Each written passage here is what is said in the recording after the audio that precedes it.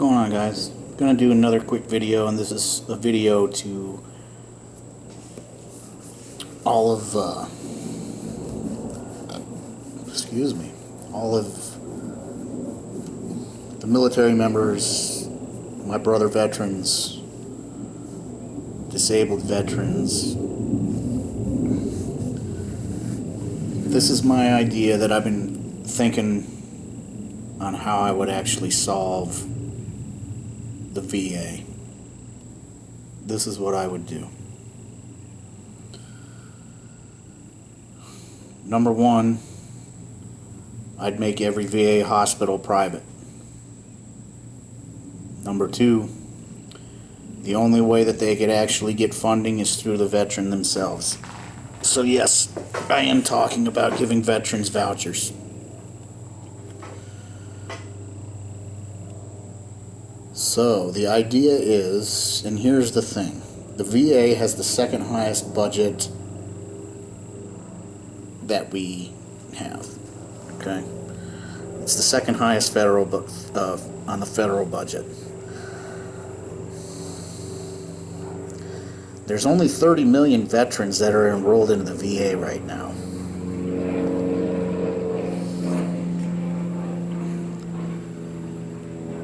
And they can't take care of 30 million veterans having the second highest budget. Interesting, right? Yeah. I find that to be very interesting.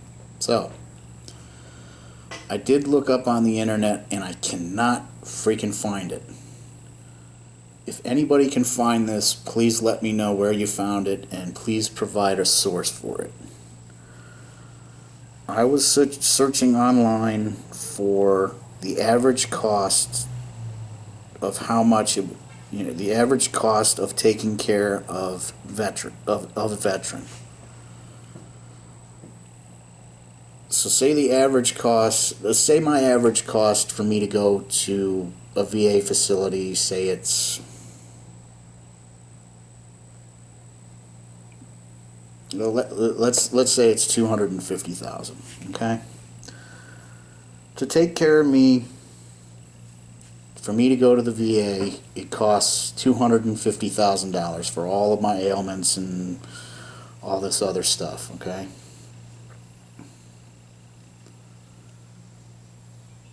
I will receive a voucher for that $250,000. Now, if it increases, say something else happens to me, because I'm over a certain percentage, so basically anything that's wrong with me, I can go to the VA. So say I get some type of an ailment to where I have that increases, okay? That will go up. My voucher will go up. However, I could always, I can use, and the veterans don't have to use that voucher at the VA. They can go to a private doctor and use those vouchers. This will create competition with the VA, because the VA now will be fighting to receive those vouchers, because now they're private, as well as the private doctors will also be going after that money as well.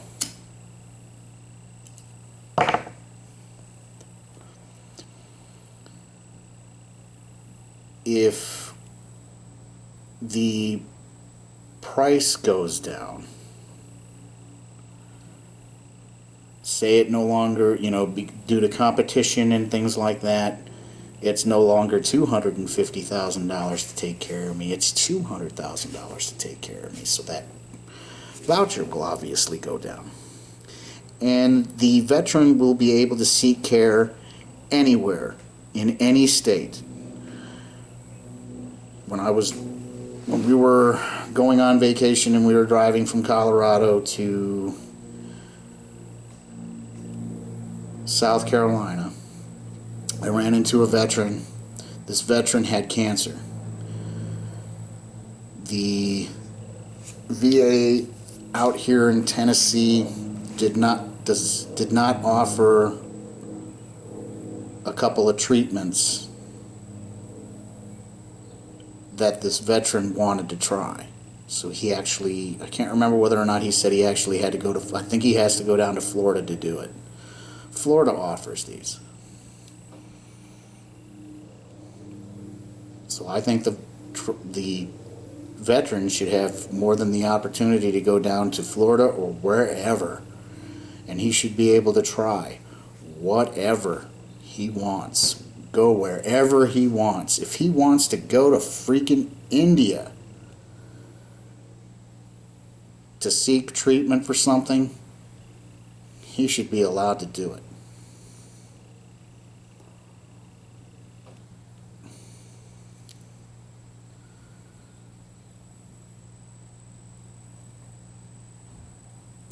The other thing that I was actually thinking about was, oh, and if, say I don't use that full voucher, or a veteran doesn't use that full voucher, I don't do the $250,000, that money will get put back in, and it will actually get put back in, and it will actually go to the other veterans that possibly went over their vouchers to compensate for them. The other thing is I think every single combat veteran or any veteran that goes to a VA hospital that is not disabled or has any type of percentage, if that veteran is seeking any type of mental health, he should be instantly seen and not turned away, because it really pisses me off that they act that on private hospitals are not allowed to turn any patient away, but the VA can. That doesn't make any sense to me.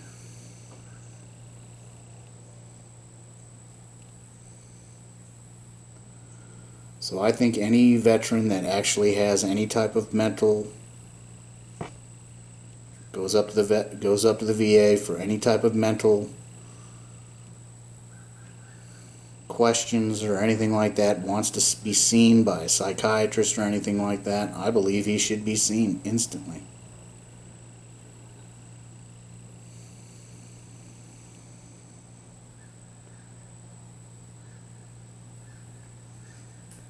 Because when you look, and all you have to do is Google this story, the VA facility out in Colorado, the new Denver VA facility out in Colorado was, I believe it was $100 billion over budget. And since they were $100 billion over budget, they had to scrap a couple of buildings, a couple of facilities at that location. One of those buildings was the mental health facility.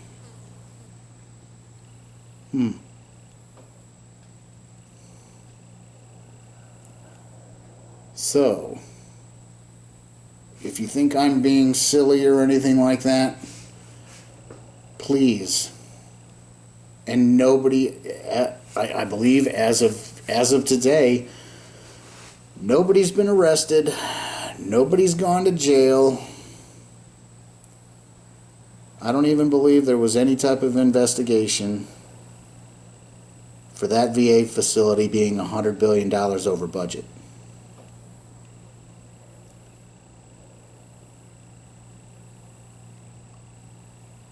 So please, show me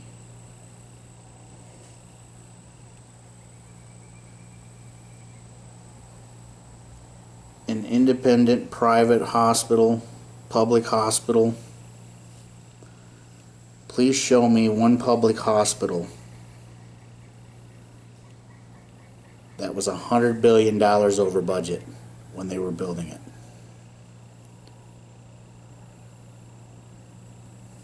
Show me. Because I don't think I've seen any private hospitals going over budget like that without somebody going to jail or heads getting rolled. You want to know why?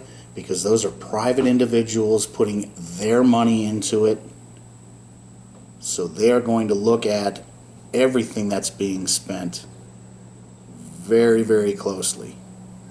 Government money, it's a lot easier to spend other people's money when there's no consequences to it. So it doesn't look like there was any consequences to that hospital being $100 billion over budget.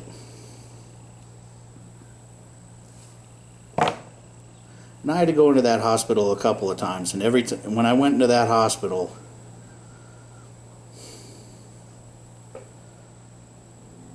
to me it amazed me. I mean, the way it was built. I mean, I'm not a construction guy or anything like that, but I do know that if you have very, very high ceilings, it costs a lot more money to actually heat and cool that place. And these freaking ceilings in this building were just so high. And there were windows everywhere.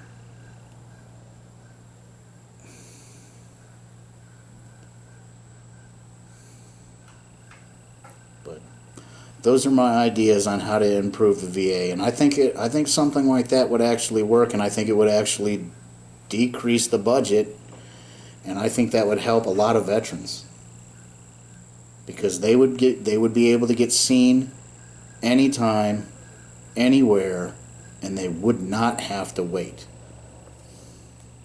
You know, for example, I got here into Tennessee in June. I still have not received a letter to see my primary care provider out here in Tennessee.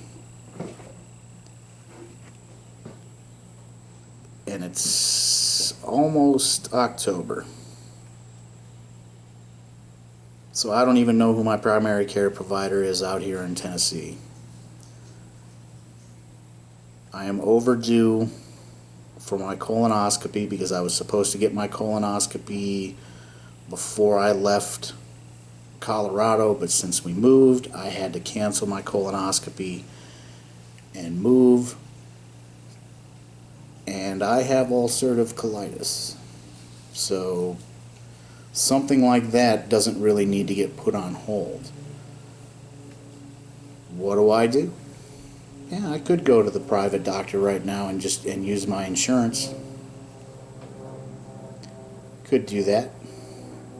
But here's the thing. Once I get enrolled, once I get my primary care physician, it'll probably take at least another 3 to 4 months for me to get seen by a GI doctor.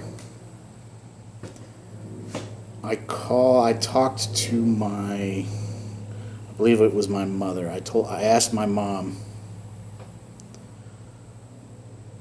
I said, if you were to call your doctor right now and told them that you wanted a colonoscopy and you wanted to schedule a colonoscopy, how long would it take you to go get seen for that colonoscopy? She told me 1 week. 1 week. And even in Colorado, you know how long my appointment was until I got seen? When I scheduled my appointment, that appointment was 3 months out. 3 months out to do a colonoscopy. And if anyone doesn't know, if you've never gotten a colonoscopy, which probably a majority of you haven't, because you really don't get a colonoscopy unless you have Crohn's or ulcerative colitis, you probably won't get your colonoscopy probably until you're 50, 55, something like that. The prepping for your colonoscopy takes longer than the whole freaking colonoscopy itself. The colonoscopy procedure is about 30 minutes. You have to prep for a colonoscopy for at least, I think it's 3 days. think on the third day you actually start taking all the stuff that kind of cleans your system. But the 2 days before that, you have to eat. You're eating very light meals and things like that. So the preparation for a 30-minute procedure takes longer. But that's my idea on how to fix the VA. I do think that we can do this. But again, like I said, I don't know. I couldn't find anything that showed how long or how much it costs to take care of a veteran per person.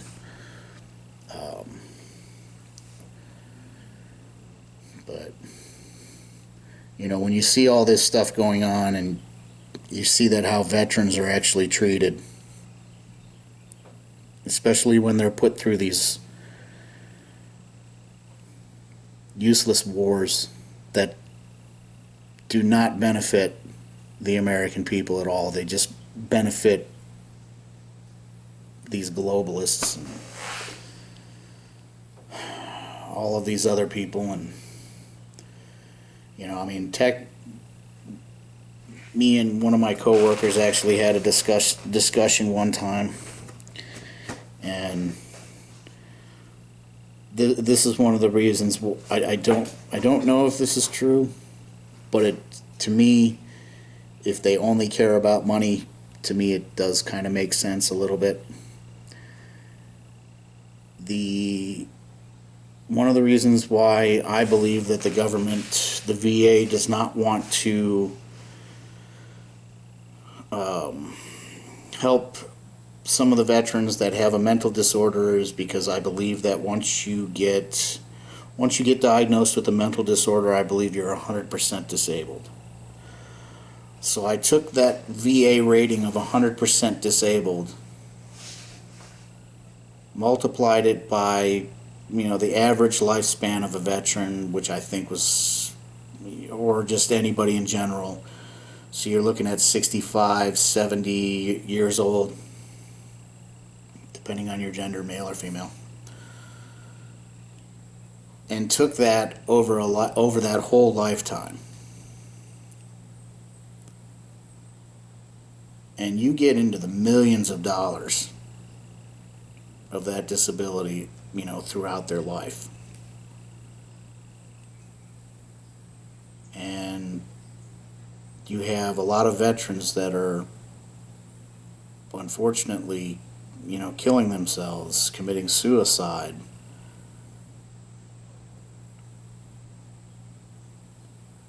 And the cost is zero.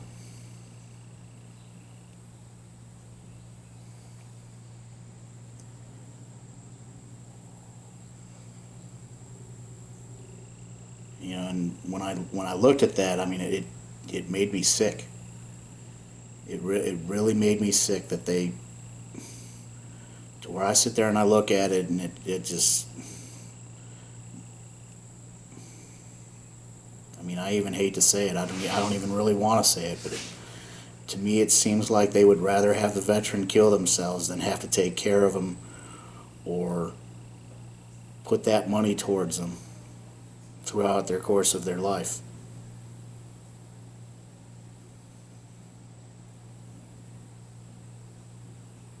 Because if you look at the way that things are, everything's ruled by money.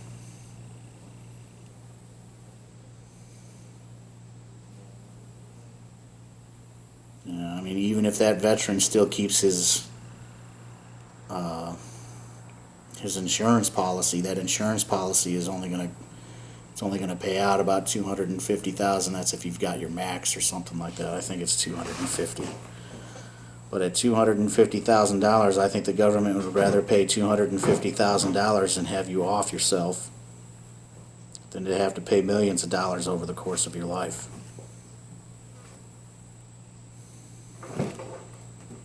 Like I said, that's really tough for me to say. It's really hard to think about, too. Because there's some part of me that believes that that's true.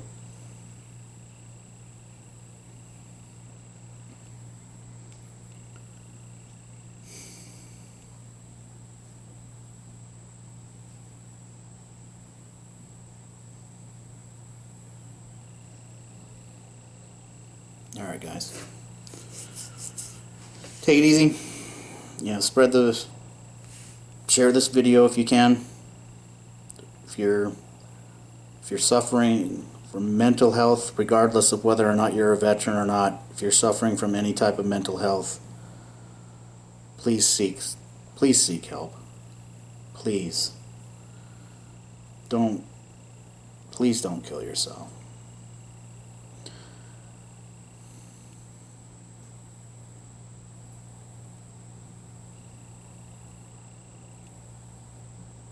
You know, I mean, join, if you're a veteran, join one of the, and a lot, I know a lot of the younger veterans don't really do this. Join an American Legion, join a VFW, go down there and talk to some of those veterans. Get involved with a lot of those veterans, because it really does help. They will be able to talk to you. They'll be able to tell you their stories. I mean, they've even helped me. It's a good group of people, and it's not just it's not just the veterans that are there. You have the Sons of the American Legion. They're there. You have the auxiliary, which, you know, are wives of the veterans, daughters of the veterans. You know, so you're not going there, you know, just with veterans, but I mean, you get there's a lot of good people there. You know, so try to get yourself involved, get yourself a little active. You know, you can help other veterans as well. With your experiences, you're going to be able to help other veterans as well. Especially the younger ones that are injured, that are coming back. You're going to be able to help them. And you don't, I mean, just the power of talking with somebody and just listening to somebody, it helps a lot.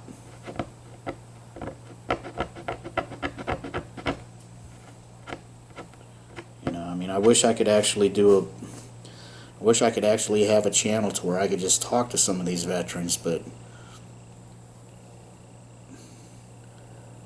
they'd probably freaking take my channel down because I'm not a qualified physician to handle these types of things or something like that, you know, which, you know, in my opinion is bullshit. I think anybody should be able to talk to anybody. I mean, the only thing that I wouldn't be able to do is prescribe pills, which is a whole nother different freaking animal. But alright, guys, take it easy, share this video if you can. It'd be great if this made it up to the White House. You know. Take it easy, guys. Let's try to get the VA restructured, you know, because we really need to take care of our veterans. A lot of them are not in good shape. Alright, guys, take it easy. Peace.